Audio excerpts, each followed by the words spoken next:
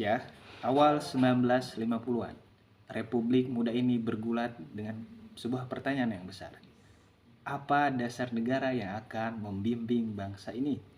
Di tengah panasnya perdebatan, ada satu suara yang menonjol.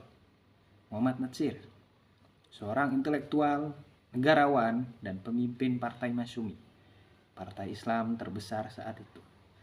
Pada video ini, kita akan mengulik peranan Muhammad Natsir dalam membentuk politik Islam di era parlementer, rentang waktu tahun 1950 sampai 1959. Video ini kita mulai dari latar belakang mengenai Muhammad Natsir itu sendiri. Muhammad Natsir lahir pada 17 Juli 1908 di Alahan Panjang, Kabupaten Solok, Sumatera Barat. Dari pasangan Idris Sultan Seripado dan Khadijah di tanah Minangkabau, yang mana dikenal sebagai pusat gerakan pembaruan di Indonesia, telah melahirkan banyak tokoh besar seperti Muhammad Hatta, Haji Agus Salim, Sultan Syahrir, Buya Hamka, termasuk Muhammad Natsir itu sendiri. Natsir memulai pendidikannya di HIS Adabiah Padang, kemudian melanjutkan ke HIS Pemerintah di Solok dan HIS Padang. Setelah lulus dari sana pada 1923, ia masuk Mulo yang merupakan sekolah jenjang SMP pada saat ini dan tamat pada 1927. Kemudian melanjutkan ke AMS di Bandung yang setara dengan SMA pada saat ini. Dan pada saat di sana, bersekolah di sana, ia aktif dalam organisasi Young Islamiten Bond yang membawanya berinteraksi dengan tokoh-tokoh gerakan politik Islam seperti Cokro Aminoto, Muhammad Rum, dan lain sebagainya. Kita berlanjut kepada pembahasan selanjutnya mengenai analisis peran Muhammad Natsir dalam membentuk politik Islam di era parlementer rentang waktu 1950-1959. Kita mengulik dari bagaimana kepemimpinannya dalam Masyumi dan kaitannya dengan terbentuknya politik Islam di era parlementer. Muhammad Natsir memainkan peran yang cukup penting dalam mengonsolidasikan Masyumi sebagai partai Islam terbesar dan paling berpengaruh pada masa demokrasi parlementer 1950-1959. Sebagai salah satu pendiri dan sebagai salah satu pemimpin Partai Masyumi, Natsir berhasil memadukan visi keislaman dengan nasionalisme, menjadikan Partai Masyumi sebagai salah satu kekuatan politik yang moderat namun tegas dalam memperjuangkan nilai-nilai Islam di dalam pemerintahan pada saat itu. Di bawah kepemimpinannya, Masyumi tidak hanya menjadi wadah bagi umat Islam, tapi juga dapat berfungsi sebagai kekuatan penyimbang terhadap partai sekuler seperti PNI maupun partai komunis seperti PKI. Natsir menekankan pada kepemimpinannya pentingnya demokrasi parlementer dan konstitusionalisme, sehingga Masyumi menjadi salah satu partai yang paling konsisten mendukung sistem demokrasi di tengah gejolak politik pada era itu. Kemudian kepemimpinan Natsir dalam Masyumi ini memperkuat posisi politik umat Islam melalui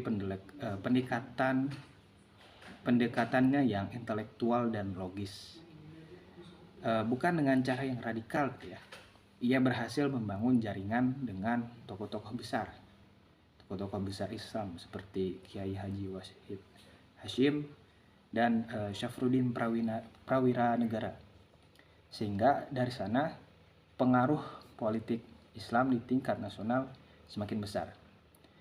Namun muncul tantangan besar gitu ya, ketika Masyumi harus berhadapan dengan kekuatan nasionalis sekuler dan komunis yang semakin dominan di akhir 1950-an. Meski begitu, Natsir akhirnya dapat mempertahankan Partai Masyumi ini sebagai partai yang disegani terutama dalam perdebatan di konstituante mengenai dasar negara. Pembahasan kita lanjutkan kepada pemikiran politik Islam dan negara Muhammad Natsir.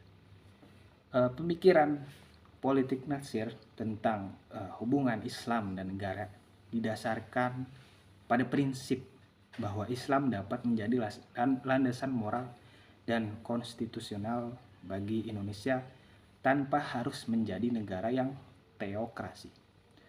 Dalam pidatonya di Konstituante pada tahun 1957, Natsir menegaskan bahwa Islam menawarkan nilai-nilai universal seperti keadilan, demokrasi, dan toleransi yang sejalan dengan cita-cita bangsa kita ini. Ia menolak sekularisme ekstrim yang memisahkan agama dari negara, tetapi juga tidak mendukung pendirian negara Islam secara penuh gitu ya.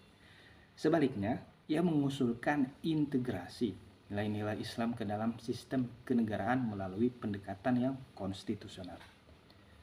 Selanjutnya, pemikiran Natsir yang tadi gitu ya.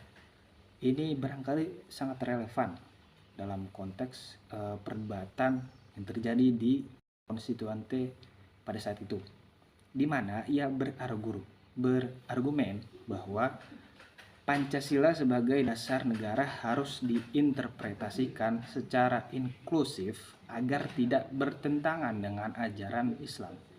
Gagasan ini berpengaruh terhadap perkembangan politik Islam di era parlementer, di mana partai-partai Islam, Masyumi dan NU berusaha memperjuangkan formalisasi syariat Islam tanpa menghilangkan kelompok lain.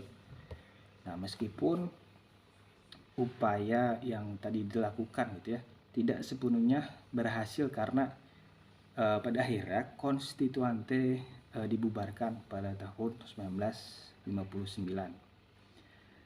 Pemikiran Natsir yang tadi kita analisis barangkali meletakkan dasar bagi gerakan Islam yang konstitusional dan demokratis di Indonesia. Pembahasan kita lanjut kepada kebijakan dan dampaknya sebagai Perdana Menteri pada saat itu, pada masa era parlementer. Selama menjabat sebagai Perdana Menteri pada waktu yang sangat singkat, Natsir menerapkan kebijakan yang mencerminkan integrasi antara nilai-nilai Islam dan pembangunan nasional. Salah satu kontribusi besarnya adalah mosi integral yang berhasil memulihkan bentuk negara kesatuan setelah sebelumnya berbentuk negara serikat.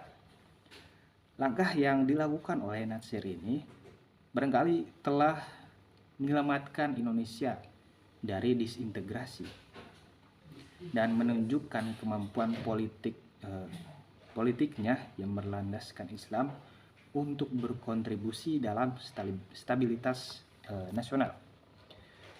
Dilanjut, peranannya dalam menjadi Perdana Menteri pada bidang pendidikan. Natsir memperkenalkan kebijakan integrasi kurikulum agama dan umum melalui peraturan bersama Menteri Pendidikan, Pengajaran dan Kebudayaan dan juga Menteri Agama.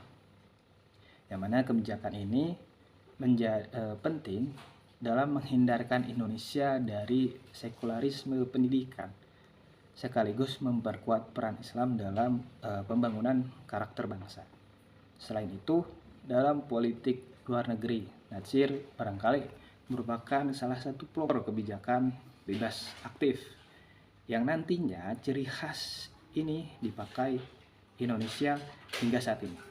Dia juga menggagas ide gerakan non-blok jauh sebelum konferensi Asia Afrika pada tahun 1955, yang mana sekali lagi menunjukkan visinya yang sangat jauh ke depan tentang peran Indonesia di dunia internasional atau di mata dunia. Barangkali pembahasan kita cukup seperti itu. Kesimpulannya, Muhammad Natsir merupakan tokoh penting yang darinya terbentuk politik yang bernuansa Islam di era parlementer melalui kepemimpinannya dimasyumi pemikiran konstitusional tentang Islam dan negara serta kebijakan-kebijakan progresif sebagai Perdana Menteri. Gagasannya tentang integrasi nilai Islam dalam sistem negara tanpa radikalisme menjadi model bagi gerakan Islam moderat di Indonesia.